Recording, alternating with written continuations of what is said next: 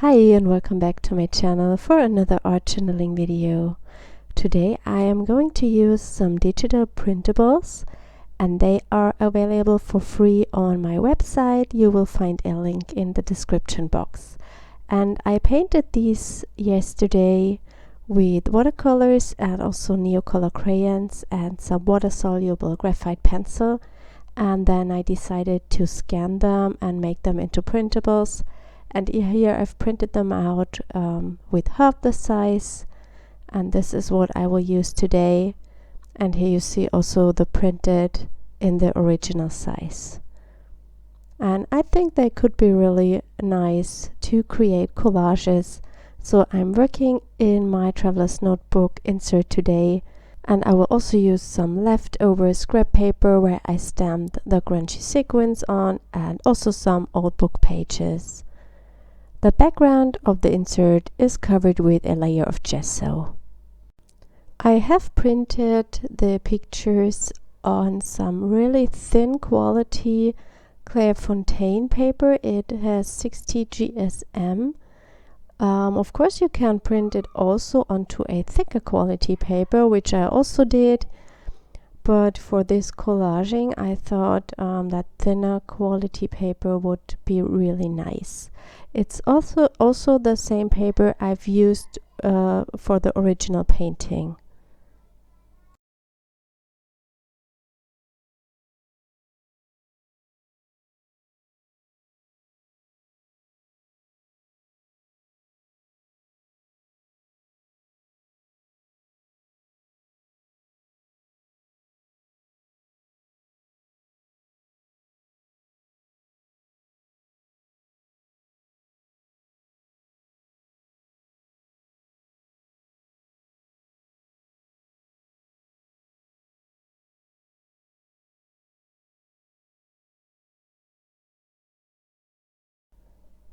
I'm using a glue stick to stick the papers down. This is my favorite way because it doesn't take any time to dry. So this is perfect. You can of course also use gel medium, but if you have a inkjet printer, I am not sure if gel medium will work with the digital images. Mine are printed with a laser printer, so they are waterproof, which makes it really easy to work with them in mixed media.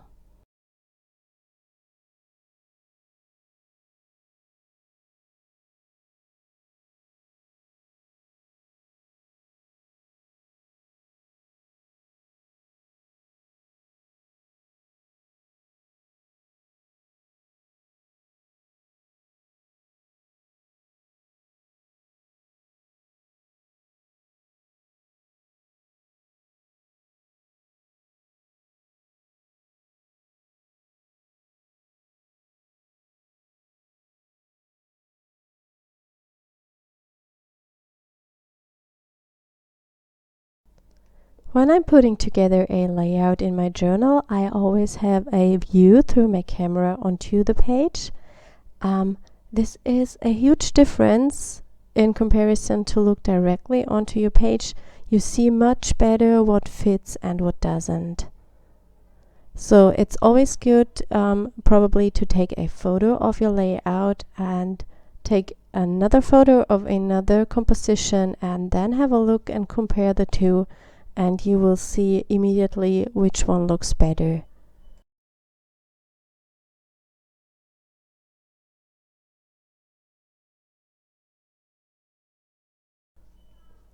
I stamped the grungy sequins from Rubber Dance onto this leftover background paper. I used it to clean my tools or to lay it under my pages. And I just stamped them in black because I wanted to have something really high contrasting to catch the viewer's eye and to keep the page interesting.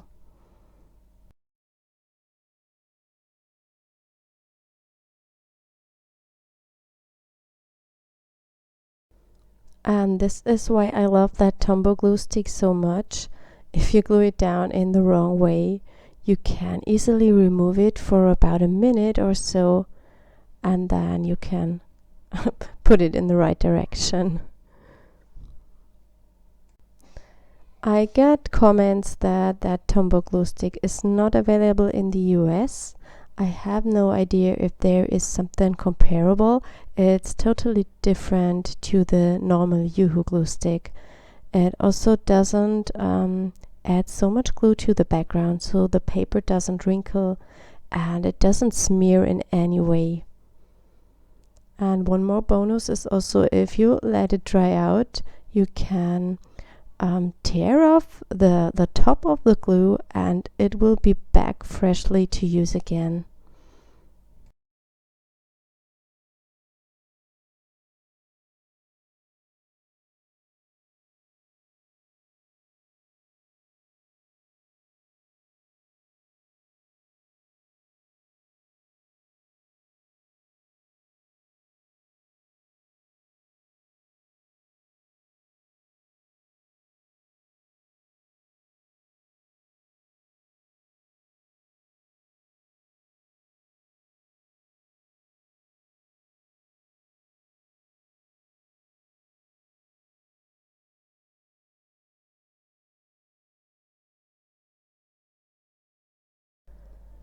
You will find also a link to the blog post of this project, and there will be close-up images of the pages.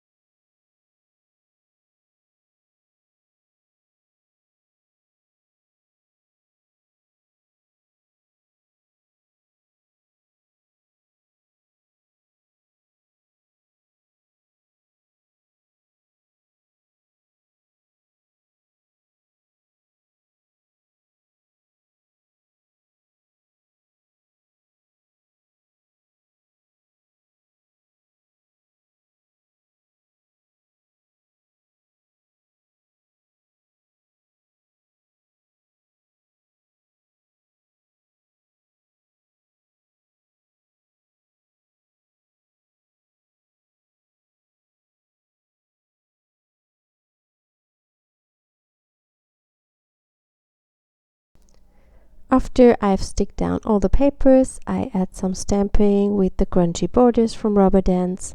I really love that stitching look, but I'm always too lazy to pull out my sewing machine. And of course you can also use your sewing machine and sew the papers before you stick them to your pages.